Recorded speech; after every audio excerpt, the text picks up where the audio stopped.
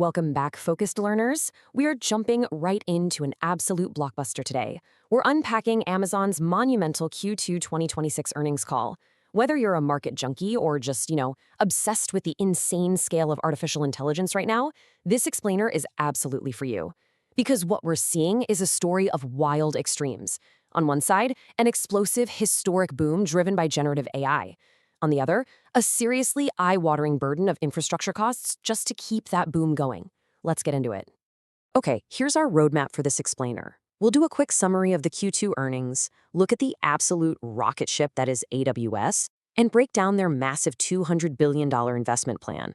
Then we'll hit the analysts and executive perspectives, the real-world challenges and costs they're facing, and wrap up with their outlook and next step. So, Section 1, Q2 Earnings Summary. Laying the groundwork. Before we can even try to wrap our heads around the costs of this AI revolution, we gotta ground ourselves in Amazon's current financial reality. And honestly, the numbers are just staggering. For Q2, Amazon's total global revenue hit $206 billion. That is a 20% jump year over year if you strip out the foreign exchange impacts.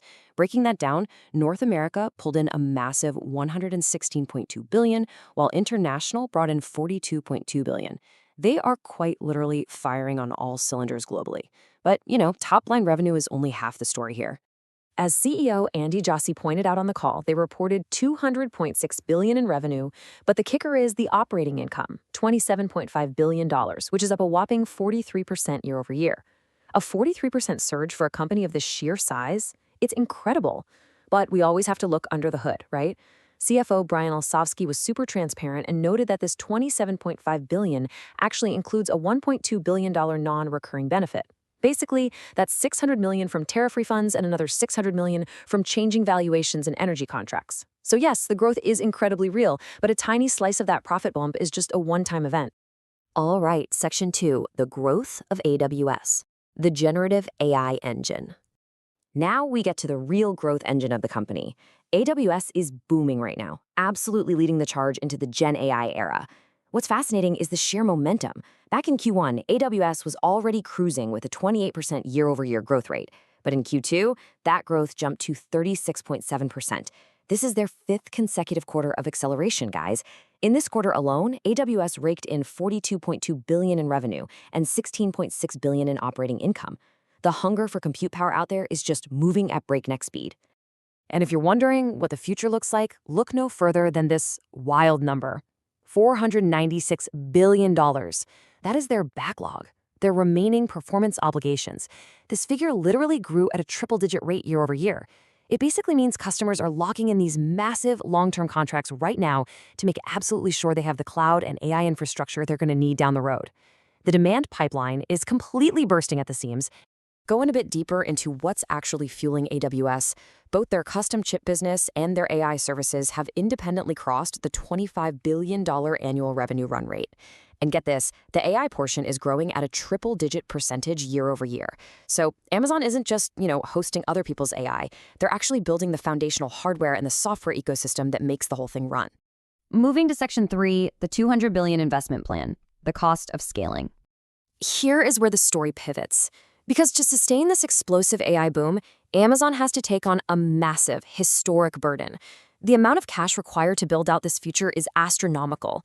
Just in Q2 alone, their capital expenditures were $53.1 billion, mostly for AWS and Gen AI. But here's the plot twist. Looking ahead, they've drastically revised their total 2026 cash capex from an already huge $200 billion up to roughly $220 billion. Let that sink in. That is roughly the entire GDP of New Zealand being poured straight into physical data centers and specialized hardware. So why the massive spend? Well, Jassy dropped a bit of a warning, noting that even with spending $220 billion, by 2026, demand is still going to exceed their capacity. Crazy, right? To try and catch up, they are effectively doubling their power capacity by the end of 2027, compared to where they were in 2025. And if you look out to 2028, that capacity is already heavily pre-booked.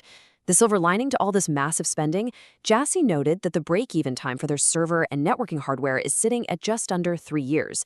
Meaning, yeah, it's a huge upfront cost, but these investments pay for themselves pretty rapidly. Section 4, Analyst and Executive Perspectives. Optimism versus Skepticism.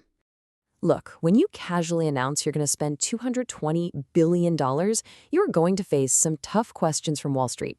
We heard some cautious skepticism from analysts like Douglas Anmuth at JP Chase. He and a few others were really probing into whether AWS's incredibly high 39% operating margin is actually sustainable. They're trying to figure out if dumping all this cash into AI is going to dilute profitability compared to their older non-AI cloud services. They were laser-focused on those profit margins, the 2027 capacity limits we just talked about, and how long that massive $496 billion backlog will take to actually turn into cash. But Amazon's leadership? They offered a super confident rebuttal. Jassy basically said, "We look at the AI business as tracking a very similar margin trajectory to what we saw in the core business. The executive team genuinely sees a path for AWS to become a $1 trillion annual business." Plus, to address any worries about relying on outside AI models, Jassy confidently predicted that over the next few years, there are going to be maybe a half dozen highly successful frontier models, the absolute state-of-the-art AI systems out there. And Amazon absolutely believes they will own one of them. Which brings us to Section 5, Challenges and Costs, the real-world friction. So the crucial point here is that these margin concerns aren't just, theoretical numbers floating around on a spreadsheet. There are physical constraints driving this CapEx spike. Right now, Amazon is getting hit with inflated prices for critical tech components like memory, hard drives, and solid-state drives. And it's not just the tech side either. Their retail logistics are under some serious pressure. We're seeing geopolitical conflicts in the Middle East driving up global freight and fuel costs. Here at home, they're dealing with long-haul driver shortages. To try and manage this, Amazon introduced some Fulfillment by Amazon, or FBA, fuel and logistics fees to offset things. But there is no denying the pressure is real. Now, to balance out those logistical headaches, we have to look at where they are totally winning. In the retail space, Amazon's fast commerce is thriving. Jassy pointed out that their same-day perishables delivery is acting as a massive needle mover. In fact, their active perishable grocery customers are up a staggering 50% year-to-date.